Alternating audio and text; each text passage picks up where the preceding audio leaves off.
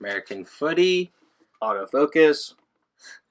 Episode 1, Summer is for Winners. We are starting off with the Arsenal Hour. Well, as long as it takes. Pilot.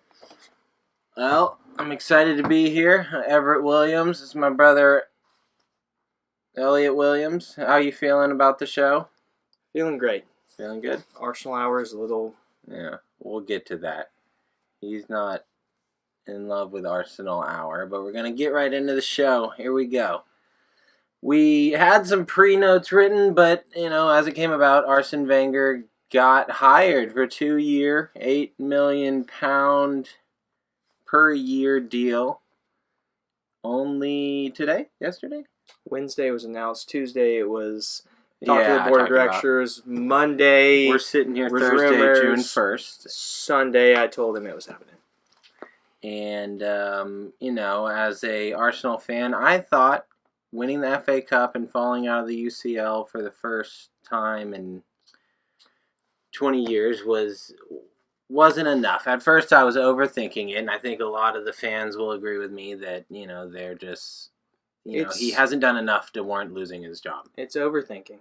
Because you can't do something 20 years in a row. Period. You're lucky that it's the 20th year and not the 7th year or whatever. But Arsenal still has a quality program. So I got to think, are we lost, not making Champions League? What is there to play for? I almost thought that today. I was like, what is there to play for? What is there to play for? But, we got to win it all. No, what is there to play for? The FA Cup. The freaking Arsene Wenger Cup. Because that's what you guys play for. So, that brings us down. Is it time to celebrate the FA Cup victory? I mean, yes. I've never been impressed by him, but, I'm starting to think, at least it's not the EFL, formerly Capital One Cup, at least it's, people care about the FA. It's time to celebrate because we got no more competitions. It's summer. Summer's for winners, bringing us back to our point. Summer's for winners. You have nothing to do. You won. You beat Chelsea. We beat number 1 in the league. Good point. And they brought out a good squad. Everyone played. We were maybe shorthanded on defense. Yeah, but you guys have been shorthanded on defense all year. Seems like a brilliant, £2 million acquisition, I believe. Yeah, I mean, super cheap from Bolton. Yeah, but he's done some. He's really ramped up. He's got to get a good grade because of the price, right? Sure. So sure.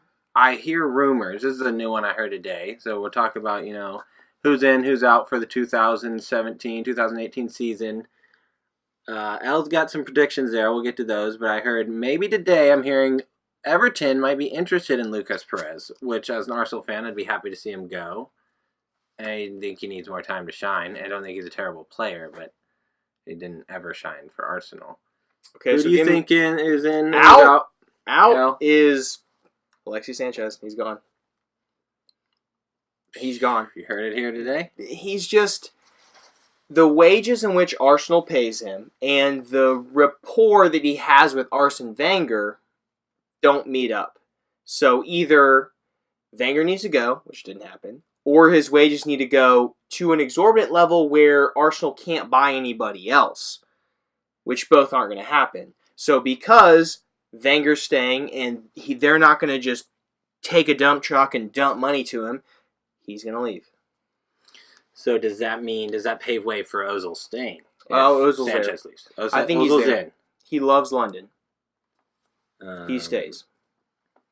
And so I'm hearing today, actually it's confirmed, they put in, £87 million transfer for Kylian Mbappe. Yeah. And he's spectacularly he's good. only 18 years old, am I right? He just turned 19. But 18, 19. He's a teenager. Took Monaco to the top of the league by not single-handedly, but I mean, he was part of it. He's a large huge. part. And I think that's a great move. I think it's one of those things where it's a young player, it's a lot of money, but the same argument would be that Paul Pogba was an Arsenal player, and he went for $100 million. And why didn't Arsenal keep him? We don't know. Who knows? Why? Who knows? But Arsenal needs to... Here's what they do really well. They hook up guys like Sanchez and Ozil, and it looks spectacularly good up front. What they don't do is fill the rest of the positions. There's great players, and then, they sign in Mohamed El-Neni. He doesn't play. And you're saying, why do you spend $50 million and put him on the bench?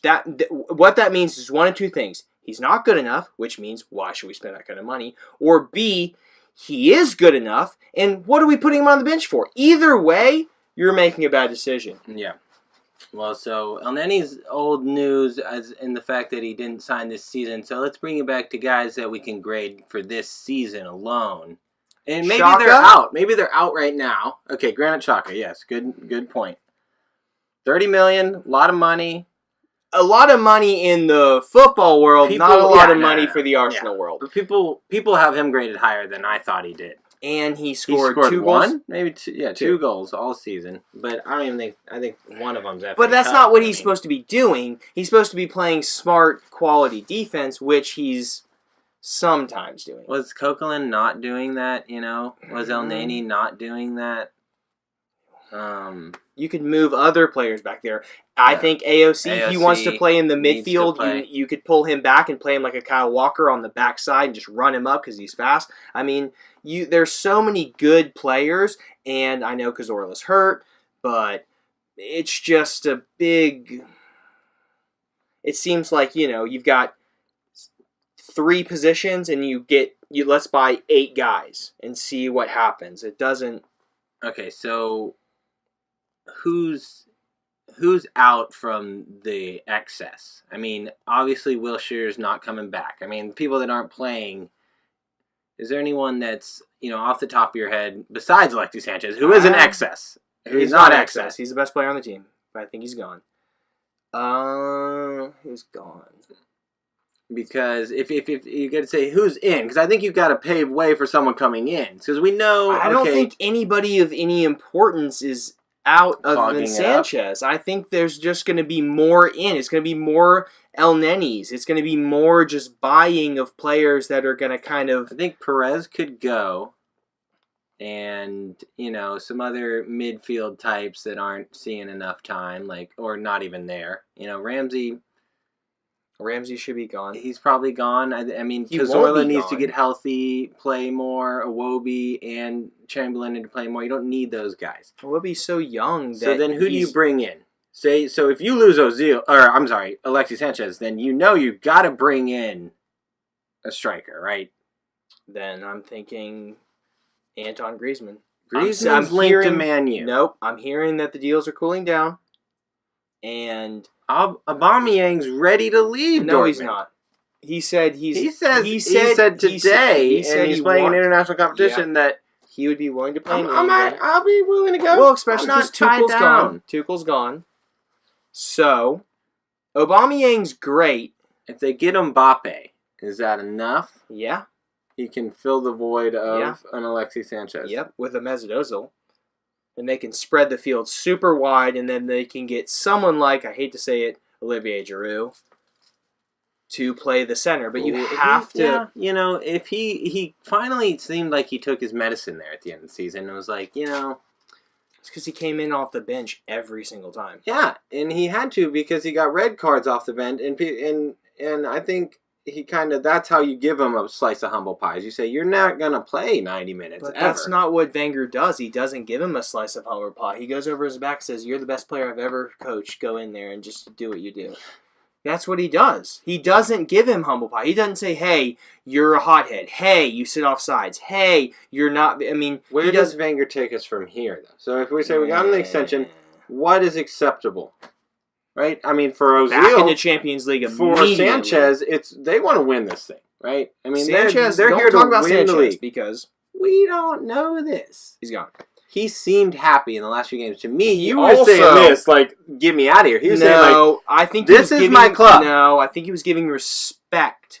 The way James... Oh, he's saying, let's do this. The way James left Real Madrid and gave respect, and then the next day, it was official that he's basically gone. I think that, like I said, Sanchez and Wenger don't see eye to eye. And you've seen it a million times in the 78th minute when Sanchez comes out. And he looks like a Tasmanian devil that was sprayed with pepper spray. He's so mad that he's leaving the field, and which means that he doesn't like what his coach is making a decision. He doesn't like that. You've seen it. You've seen him just come off the field like a Tasmanian devil. Oh, yeah. And that means that he doesn't feel like his coach is coaching him the best way that he could. And you never see, you never see Sanchez like rolling around the field, grabbing his leg. You don't see chipper. this. He always wants to stay in. I hate to lose him. He's just got such great energy. I hate to lose Kyle Walker, but it's going to happen. But that's a question maybe for another segment, which might bring us a good time to take a break, get to some of our sponsors. We can't. This is American. We can't do this footy without sponsors. We hope you like the first segment. We're kind of reining it in here. We want to take a second to introduce Select soccer balls. We think they're one of a kind, best in the world. This neon, that's just so you don't lose it out there. Exactly. Yeah, but it's. We're not talking, and it's not one of the. What was the Jabalala? One of the worst designs Yeah. ever. Great ball. South Africa. Love this ball. World's great. We've worked a few in, and also we want to get to our local sponsor, The Atlanta Braves. They're not paying us yet, but they got a new stadium, so we know they got some money. SunTrust Park opening up. Things are good. Let me put this on. There you go. And also, even localer, we're going with Riggy's Sports Bar and Grill. Oh my gosh, so good. You're on Brownsbridge? Yeah, Brownsbridge Road, right next to, we'll say, City Hall. Just go up 369 North. You can't miss Gainesville, Georgia. And they got, we've had Beer? bingo there. Wings? Sports. We love Bingo? sports. We're trying to talk them into more soccer. Which brings us to our third and final sponsor, Bond Intel. Okay, which we are going to tell you about sprucing up everything in your life. Your website, your cable, your bills, all that. We're going to reduce it. We're going to make your website better. We're going to infrastructure, technology, all that. So those are just some of our sponsors that we bring you here today. We really appreciate them. Riggy's is coming in strong. Atlanta Braves, good. And mainly Select. Yeah. Who we kidding? It's all Select. They're Select Footy. They said if we get 10 more followers, Just a lot. they're going to give us another different soccer ball. We have an orange one. We want one other And color. we're going to go maybe green. So can we make Ooh, we don't want green. it? Learn we don't want green. All right, so that's a good break segment. But if you're tuning into the live broadcast, you know that we just got to keep it rolling, baby. We don't have time to stop. So Arsenal Hour usually is going to be the first part of the segment. And it won't be an hour. And it won't be an hour, but we will maybe call it Arsenal Hour more than once. Which then we will come into... I don't want to even say it, but... We're not doing I'll it. let this do it.